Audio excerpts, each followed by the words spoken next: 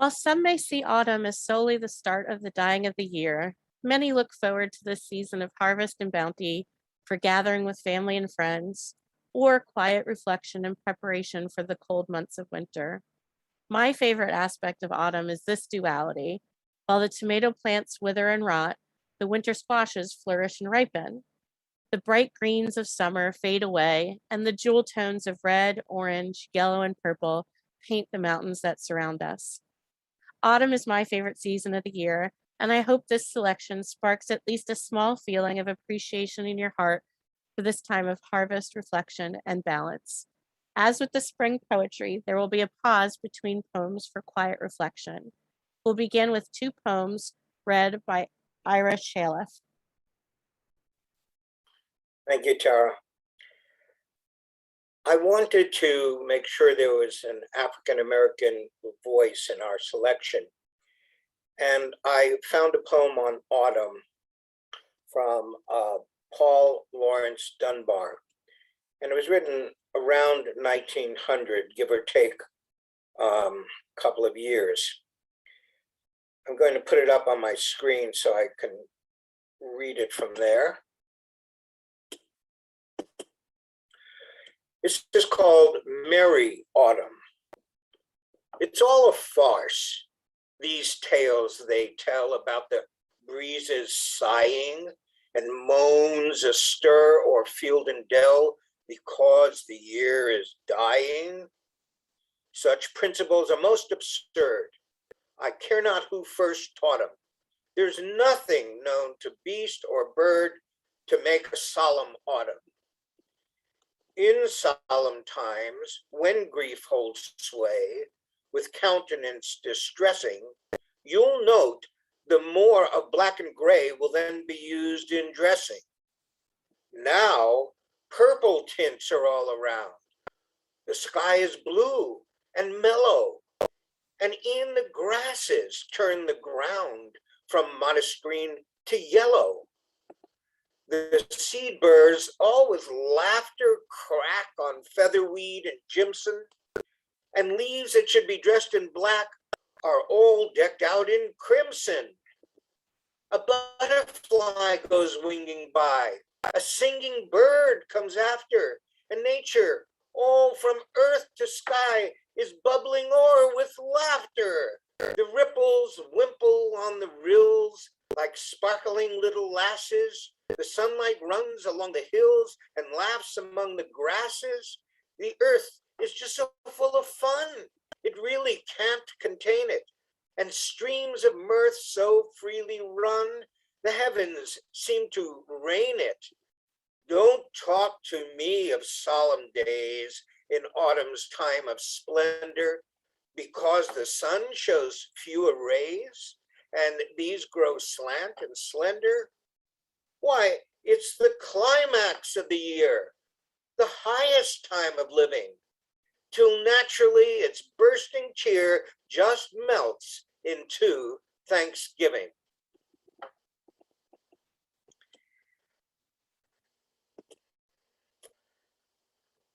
I did a little research on this man whom I didn't know, and to my shame, I didn't know. As it turns out, he was probably the first African-American poet of national and international standing. He was born in 1872. Think about that. That's 7 years after the end of the Civil War, 9 years after emancipation. He was born, his mother came from Kentucky and she moved to Ohio. And they were very poor, so he couldn't get a formal education, but he had a talent for poetry, began writing when he was very young, began getting published. Some mentors identified his talent and gave him a lift up, and he wound up publishing several books of poetry, wrote 4 novels, several books of collected short stories, and even the score for an African-American musical that played on Broadway. So this was a really, really talented man. And one of the things that was so interesting about his poetry was he could write in multiple dialects. He could write in what we think of as standard English, which is what you just heard, but he could also write in the Southern African dialect uh, that his family was raised in. And he also apparently could write in a Midwestern dialect. So this is quite a talent to have these different voices. So in my research, I found one more poem he wrote that is considered his most famous poem. And all this body of work, tragically, he died when he was 33 years old. Um, but this very short poem I'm going to read, it's not exactly about autumn, but it is about masks. And with Tara's consent, I shoehorned it into this theme because we put on masks at Halloween. Um, but this is a mask. This speaks of the mask that African American people have had to wear for much of their lives. It's called We Wear the Mask, Paul Laurence Dunbar. We wear the mask that grins and lies. It hides our cheeks and shades our eyes. This debt we pay to human guile, with torn and bleeding hearts, we smile and mouth with myriad subtleties. Why should the world be overwise in counting all our tears and sighs? Nay, let them only see us while we wear the mask. We smile, but oh great Christ, our cries to thee from tortured souls arise. We sing out, but on the clay is vile beneath our feet, and long the mile. But let the world dream otherwise. We wear the mask.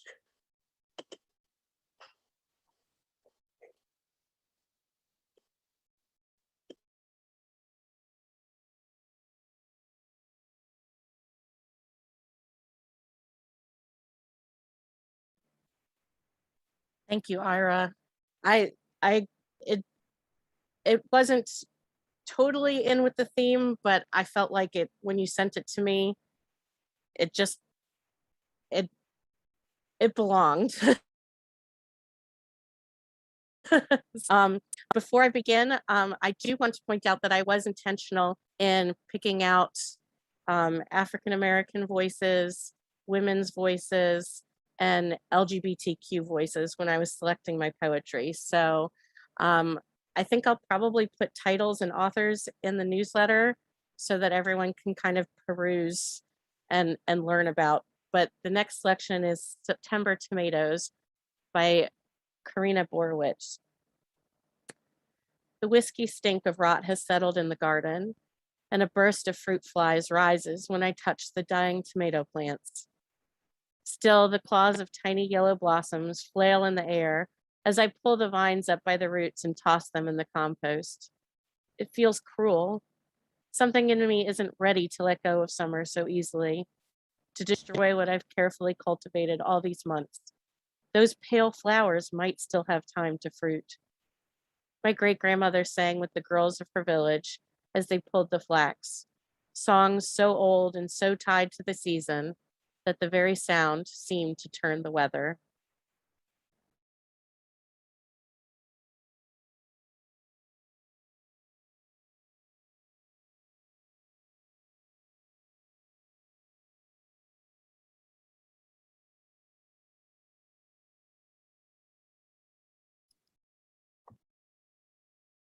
The next one is a poem by Emily Bronte. Emily Bronte wrote in the first half of the 19th century, so pre-Civil War, lived in England, and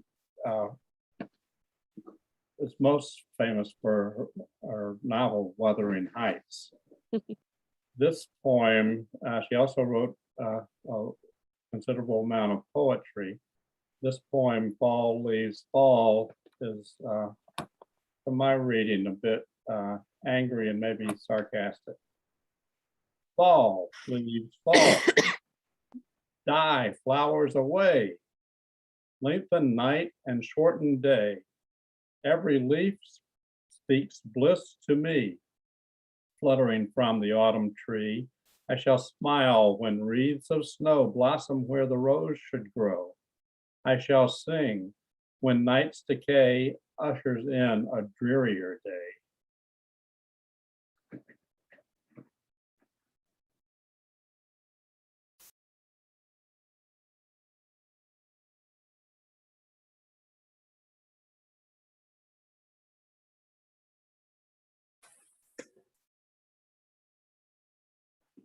September by Helen Hunt Jackson.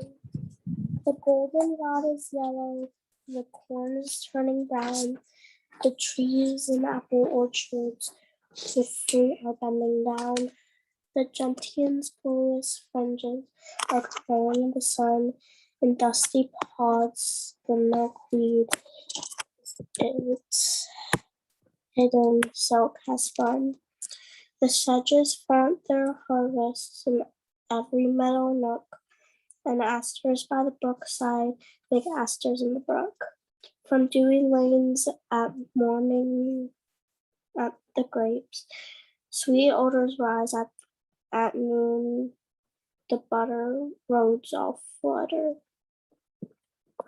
with yellow butterflies. By all these lovely tokens, September days are here, with summer's best of weather and autumn's best of clear. But none of all this beauty which floods the earth and the air is unto me the secret which makes September fair. Tea is a thing which I remember, to name it thrills me yet. One day of September I can never forget.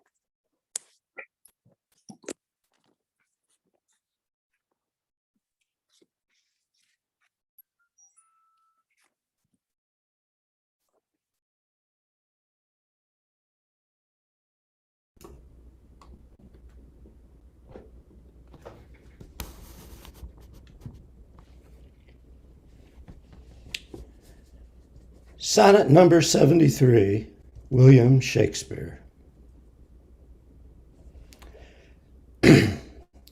That time of year thou mayest in me behold when yellow leaves, or none, or few, do hang upon those boughs which shake against the cold, bare ruined choirs, where late the sweet birds sang. In me thou seest the twilight of such day as after sunset fadeth in the west, which by and by black night doth take away.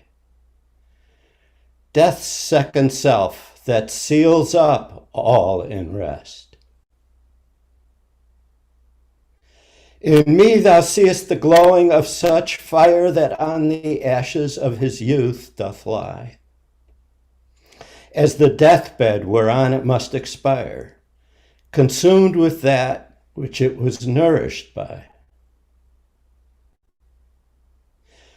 This thou perceivest, which makes thy love more strong. Love that well, which thou must leave ere long.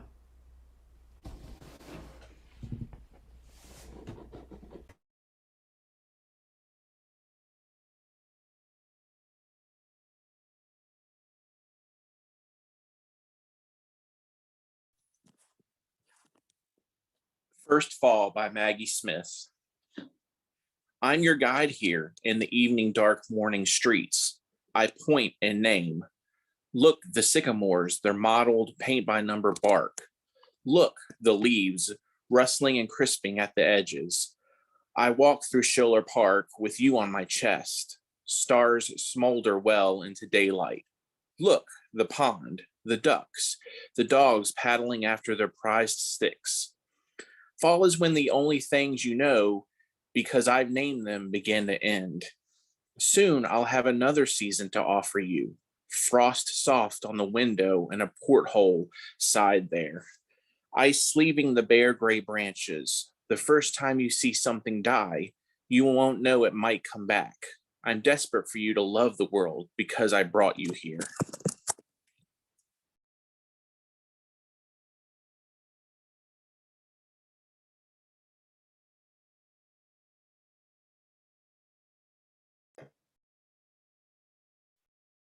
In the poem Porch Swing in September by Richard Kuzer, we have another carefully constructed word picture.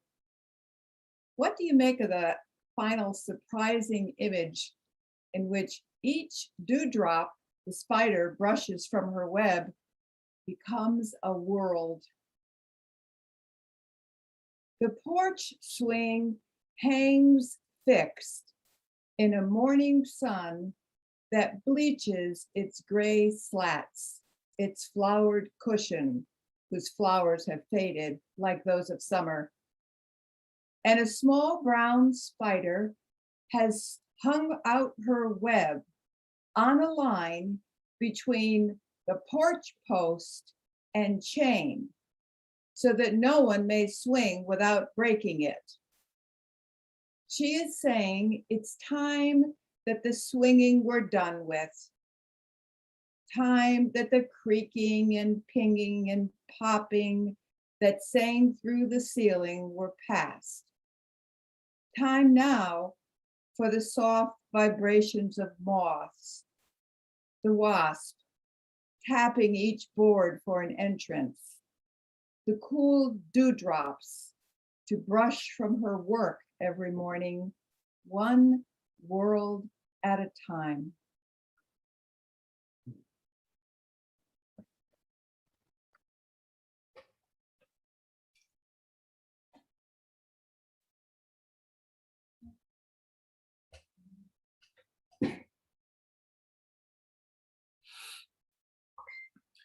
To Autumn by one of our mainstays, John Keats. Where are the songs of spring? Aye, where are they? Think not of them, thou hast thy music too.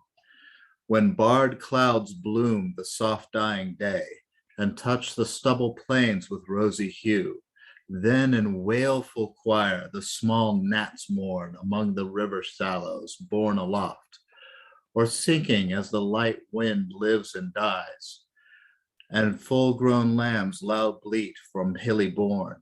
Hedge crickets sing, now with terrible soft, the red breast whistles from the garden croft, and gathering swallows twitter in the skies.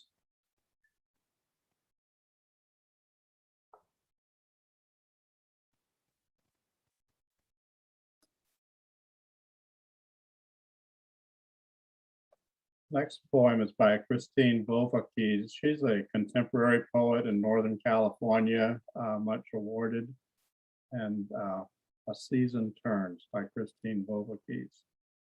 To walk out in the morning is a fine thing, gold on the cosmos, and the sun's quiver on rows of tall tasseled corn left for October. The stalks sing, brushed by a breeze that moves the dry grass into chorus. The rustling hinge of the garden gate creaks a cricket song, and leaves turn red on a lean orchard tree as you reach for summer's last plum.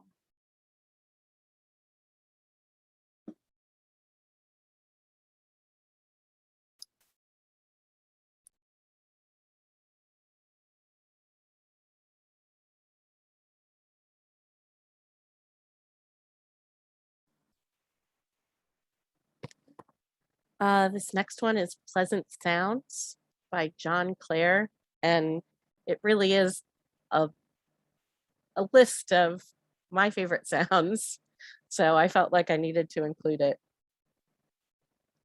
The rustling of leaves under the feet in woods and under hedges, the crumpling of cat ice and snow down wood rides, narrow lanes in every street causeway, rustling through a wood, or rather rushing while the wind halloos in the oak top like thunder.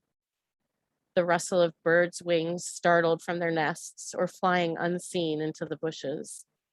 the whizzing of larger birds overhead in a wood, such as crows, puttocks, buzzards, the trample of robins and woodlarks on the brown leaves, and the patter of squirrels on the green moss, the fall of an acorn on the ground, the pattering of nuts on the hazel branches as they fall from ripeness, the flirt of the ground lark's wings from the stubbles. How sweet such pictures on dewy mornings when the dew flashes from its brown feathers.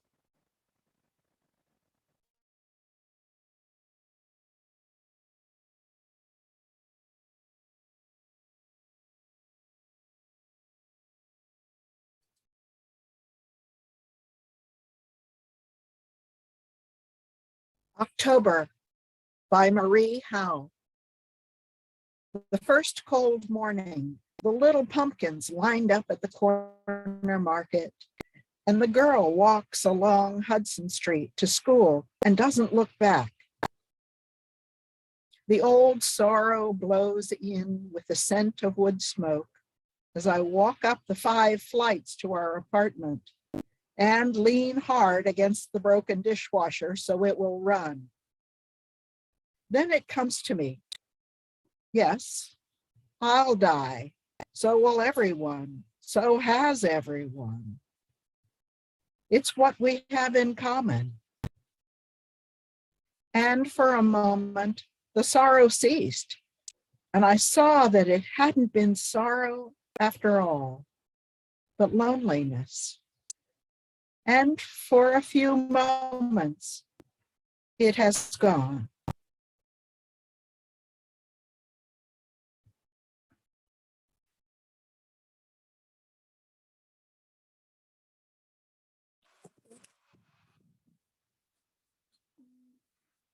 A little red apple And go. and goes. A little red apple hung high in a tree. I looked up at it and it looked down at me. Come down, please, I called. And what do you suppose? That little red apple dropped right on my nose.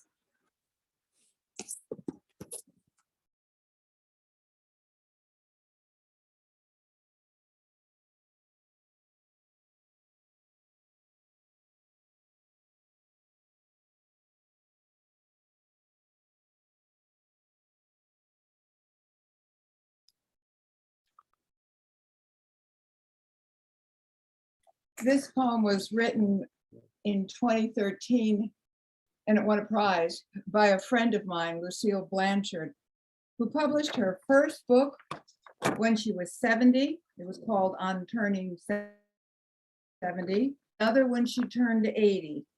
She was a disciplined writer who rose early each day for the pleasure of a quiet, uninterrupted hour dedicated to writing. She died 4 years ago, a victim of Alzheimer's.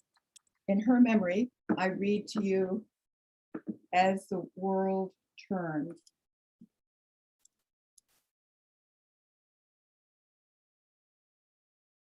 Of frost shrinks back across the green grass as the sun climbs above the trees. Its brightness licks the crystals like a child with a popsicle. The warm lake breathes upward.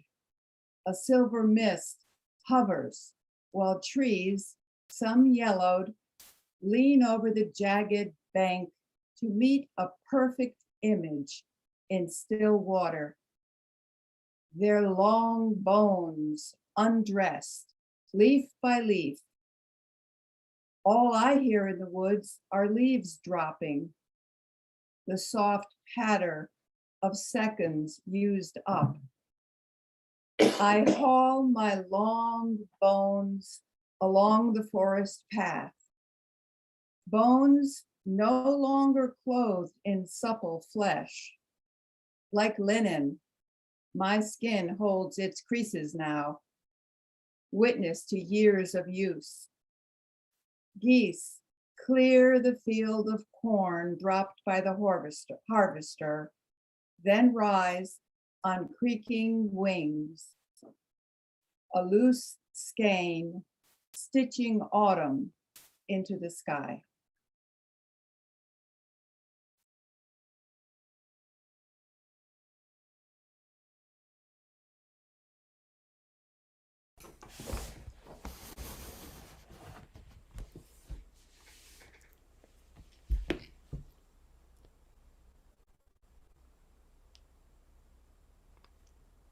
Autumn Fire by Robert Louis Stevenson. In the other gardens and all up in the vale, from the autumn bonfires, see the smoke trail. Pleasant summer over and all the summer flowers. The red fire blazes, the gray smoke towers. Sing a song of seasons, something bright in all. Flowers in the summer, fires in the fall.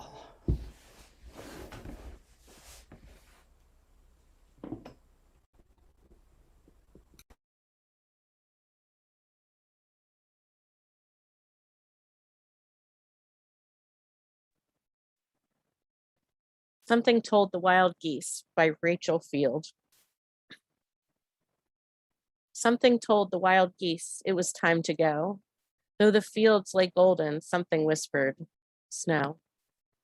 Leaves were green and stirring, berries luster glossed, but beneath warm feathers, something cautioned, frost. All the sagging orchards steamed with amber spice, but each wild breast stiffened at remembered ice. Something told the wild geese it was time to fly. Summer sun was on their wings, winter in their cry.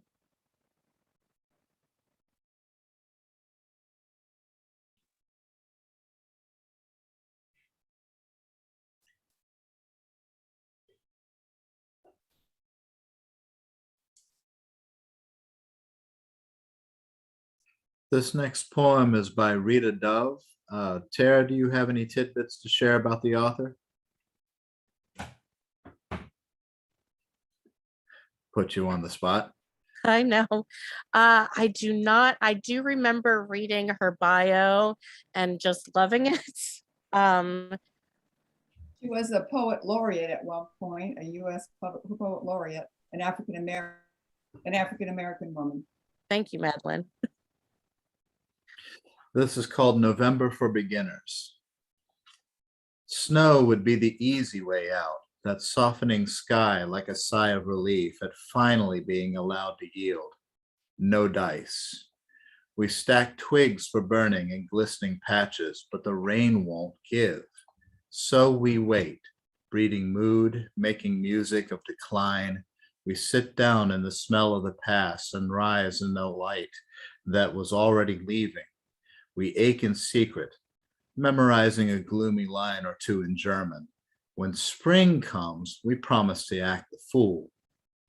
Pour rain, sail wind with your cargo of zithers.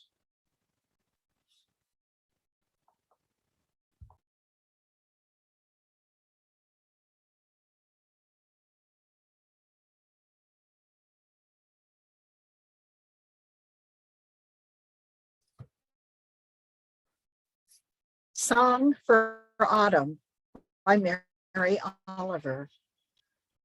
In the deep fall, don't you imagine the leaves think how comfortable it will be to touch the earth instead of the nothingness of air and the endless freshets of wind? And don't you think the trees themselves, especially those with mossy, warm caves, begin to think of the birds that will come, 6, a dozen, to sleep inside their bodies? And don't you hear the goldenrod whispering goodbye, the everlasting being crowned with the first tuffets of snow? The pond vanishes, and the white field over which the fox runs so quickly brings out its blue shadows, and the wind pumps its bellows. And at evening especially, the piled firewood shifts a little, longing to be on its way. Thank you so much to everyone for reading.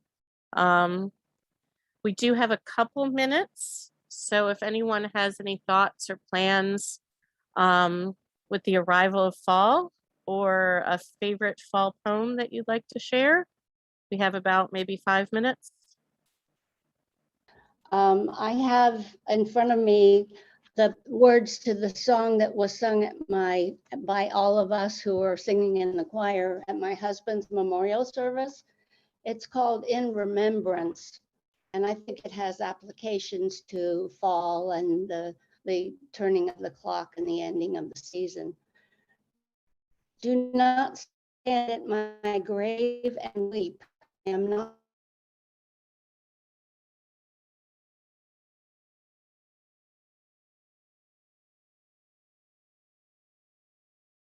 light.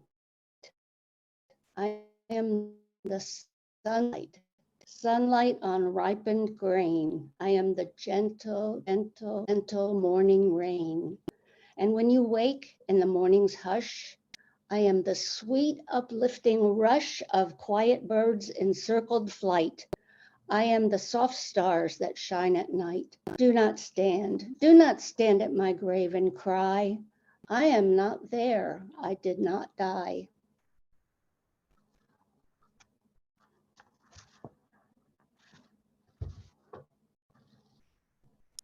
And now we extinguish this flame, but not the light of truth, the warmth of community, the fire of commitment. These we carry in our hearts until we meet again.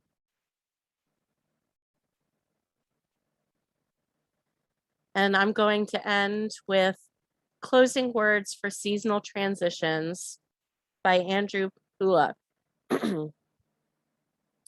May you know how fully and deeply the blessings of each of your heart seasons, the inward turning of winter, springtime's lush renewal, the effortless, steady growth of summer, and autumn's rich harvest. May your passage from season to season be blessed, eased by hands to hold, and by the light of love to guide you on.